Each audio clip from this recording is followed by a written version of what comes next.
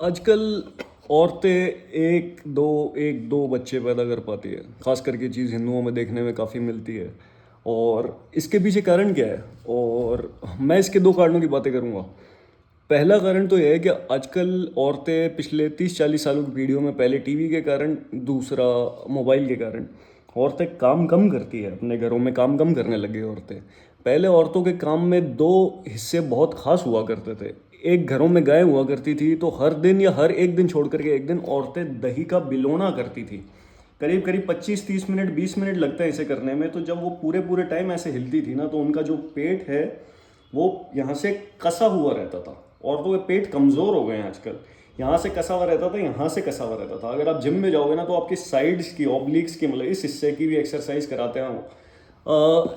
इसकी भी मजबूती चाहिए होती है। दूसरा, औरतें करती थी रोज चक्की चलाती थी। रोज का आटा रोज पीसा जाता था ताकि उसमें कीड़े नहीं पड़े।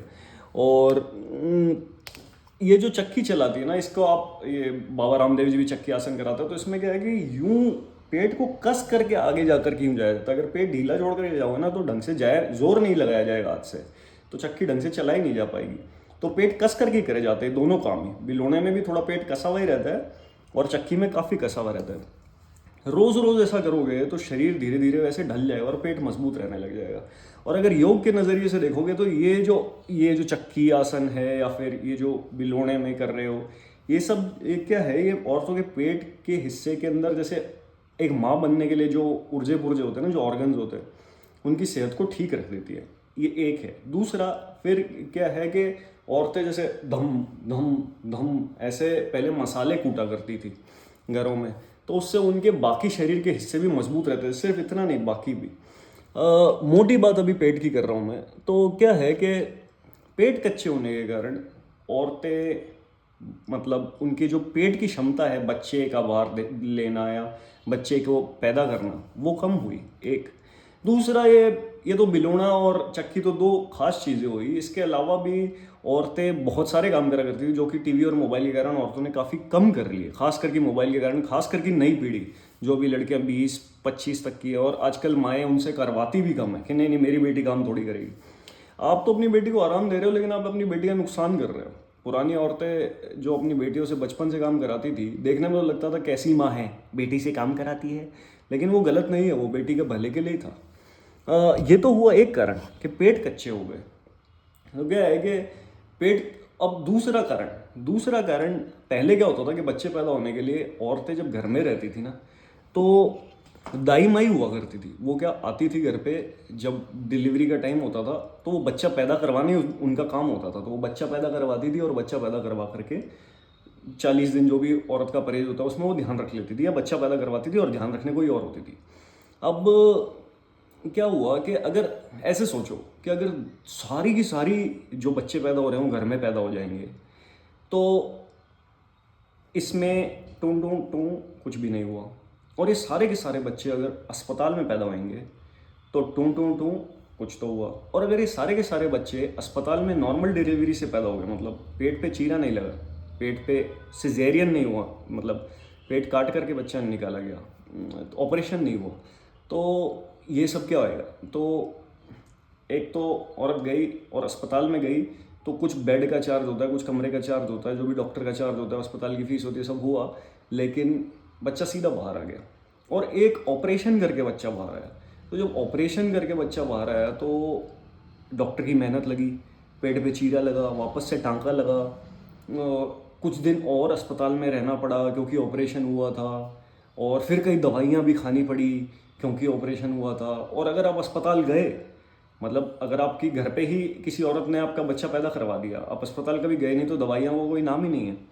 और पहले 10-10, 12-12, 20-20, 25-25 बच्चे पैदा कर देती है एक औरत, तो वो हर बच्चे के साथ दवाइयाँ खाने लग जाती, तो उसका हालत ख़राब हो जाती। तो अब अस्पताल में जब ये चीज़ हो रही है, तो अगर सीधा सीधा बच्चा पैदा हो गया अस्पताल में, तो औरत कम, मतलब डॉक्टर की मेहनत का खर्चा नहीं आया, आगे काफ़ी दिन उसको कम अस्पताल में रहना पड़ा। और अगर वही पेट पे चीरा लग करके बच्चा पैदा हुआ, तो डॉक्टर की मेहनत का भी खर्चा, एक ऑपरेशन नाम का भी खर्चा आया। और फिर दूसरा, वो उसके बाद में कई दिन और रही क्योंकि ऑपरेशन हुआ है, तो उतने दिन भी अस्पताल में वो जगह भरी हुई रही। तो है ना। तो अगर मैं डॉक्टर हूँ और मैं थोड़ा लालची डॉक्टर हूँ, सबसे पहला तो मेरे अस्पताल के रेवेन्यू क्या है, अगर सारे बच्चे घर में पैदा हो रहे तो शून्य। अगर सारे बच्चे मेरे अस्पताल में पैदा हो रहे हैं तो रेवेन्यूज़ बढ़ते हैं। और अगर रेवेन्यू मतलब आमदनी बढ़ रही है, और अगर वो सारे बच्चे जो मेरे अस्पताल में पैदा हो रहे हैं वो सब के सब ऑपरेशन से पैदा हो रहे हैं, तो मेरे रेवेन्यू और बढ़ते हैं, मतलब मेरी आमदनी और बढ़ती है, क्योंकि ऑपरेशन का खर्चा ज़्यादा है, उसमें दवाइयाँ भी ज़्यादा दी जा सकती है औरत को, और वो उसको कुछ दिन ज़्यादा रखा जाता है अस्पताल में। अच्छा ठीक है, ये सारी बातें समझ में आ गई। तो अगर मैं एक लालची डॉक्टर हूँ, ठीक है, तो या मैं अगर एक अस्पताल चला रहा हूँ और मेरे मन में लालच है, तो मैं क्या चाहूँगा कि ऑपरेशन से बच्चा हो जाए। तो डॉक्टर पे लोग भरोसा करते हैं, तो मैं अगर मेरे से कोई औरत पूछेगी कि डॉक्टर साहब नॉर्मल डिलीवरी हो जाएगी क्या, या मतलब अपने आप ही बच्चा पैदा हो जाएगा, पेट पे चीरा लगवाने की ऑपरेशन की ज़रूरत तो नहीं पड़ेगी, और मैं लालची डॉक्टर भी हूँ, मैं लालची अस्पताल चलाता हूँ, तो मैं क्या कहूँगा, नहीं नहीं नहीं नहीं, ऑपरेशन तो करना ही पड़ेगा। तो मैं ऐसा कह सकता हूँ, है ना। मैं किसी व्यक्ति विशेष या अस्पताल के मालिक को नहीं कह रहा, पर एक समझने वाली बात है कि मैं ऐसा कह सकता हूँ अगर मैं लालची हूँ तो, और मैं डॉक्टर हूँ या अस्पताल का मालिक हूँ तो। अब क्योंकि पुरानी वो जो औरतें जो खुद डिलीवरी घर पे ही करा देती थी, वैसी औरतों की जनसंख्या कम होने लगी, क्योंकि उनकी मांग कम होने लगी, क्योंकि औरतें अस्पताल जाने लगी। और काफ़ी औरतों का पेट पे चीरा लगता ही है बच्चा पैदा होते हुए, और पेट पे चीरा लगा तो डॉक्टर साफ कह देती है कि आप 2 या 3 से ज़्यादा बच्चे नहीं पैदा कर सकते। लेकिन जो प्राकृतिक व्यवस्था है, औरतों का बच्चा पैदा करना एक प्राकृतिक चीज़ है, आदमी बच्चा नहीं पैदा करते, औरतों के लिए बच्चा पैदा करना एक प्राकृतिक चीज़ है। तो प्रकृति ने जो व्यवस्था बनाई है उसमें हमारे पास में साफ साफ आंकड़े हैं कि 10-10, 12-12, 20-20 बच्चे औरतें पैदा कर देती थी, और उनके पेट में एक बार भी चीरा नहीं लगता था, और वो जिंदा भी रह लेती थी और सेहतमंद रह के 100 साल जी के भी जाते थे। तो उस डेटा से, उन आंकड़ों से हम ये बात पक्की कह सकते हैं कि ऐसा हो सकता है, प्राकृतिक व्यवस्था में औरतें ऐसा कर सकती है। नहीं कर पा रही हैं, पीछे क्या कारण है। एक तो मैंने आपको बताया कि उनकी वर्जिश की ये 2 खास कमियां हैं जो उनके रूटीन में होती थी। अगर आप देखो तो बिलोना जो दही का करके मक्खन निकाला जाता है और छाछ बनती है, ये बिलोना, और घट्टी चलाना, चक्की चलाना, ये दोनों काम आदमी नहीं करते थे, ये आदमी औरतों को ही सौंपे गए थे, क्योंकि ये उन्हीं के पेट के लिए ज़रूरी थे, क्योंकि बच्चा आदमी नहीं पैदा करता। और फिर एक के औरतें और भी कोई तरीके की कसरत नहीं कर रही। देखो कई, मतलब खाना बनाना, बर्तन मांजना, झाड़ू साफ़ी करना, झाड़ू साफ़ी के लिए बहुत औरतों ने नौकरानियाँ रख ली। खाना बनाना औरतें अभी भी घर में कर लेती हैं, और बर्तन मांजने के लिए भी नौकरानियाँ, पर फिर भी कर लेती हैं औरतें, और कईयों में झाड़ू साफ़ी भी कर लेती है। लेकिन आप समझो, ये पुरानी औरतें भी करती थी, लेकिन उनके दिन की खास हिस्से 2 थे, बिलोना और चक्की चलाना। ये दोनों हट गए, एक। दूसरा, फिर आप डॉक्टरों की राय भी मांगने लगे, और आपको डॉक्टरों की राय मांगनी पड़ेगी, क्योंकि आपको खुद पे भरोसा नहीं है, क्योंकि आपने अपने शरीर को मजबूत करने के लिए आपने कुछ भी नहीं किया और आपके पेट कच्चे रहे हैं। तो अब आपको उसकी बात माननी पड़ेगी, क्योंकि नहीं मानने से फिर आपको भी खतरा हो सकता है, मतलब औरत को भी खतरा हो सकता है जो माँ बनने वाली है। मैंने आपको 2 कारण दिए। अगले वीडियो में मैं ये बात करूँगा कि भाई हमने समझ लिया, और हाँ, इसका समाधान मैंने आपको कारण तो दे दिया, इसका समाधान में ये है कि जैसे यूट्यूब पे एक टेक्निकल फार्मिंग चैनल है, तो अभी राजस्थान में मेरे ख्याल से कुछ एक इंसान है जिसने वो टेक्निकल फार्मिंग क्या, ऑर्गेनिक चीज़ें जो भी बिना यूरिया के, बिना छिड़काव के फसल उगा रहे हैं, या उस तरीके से जो घी बना रहे हैं, जो सही तरीके से बना रहे हैं, तो ऑर्गेनिक तरीके की चीज़ों से जो भी बनता है उसको बताता है। तो उसी तरीके की चीज़ों में वो ये भी बताता है कि जैसे आजकल एक इंसान है जो घट्टी बनाता है, जो कि घट्टी इस तरीके से बनाई हुई है कि घरों में औरतें उन्हें काम लें और उनके पेट वापस से मजबूत रहें।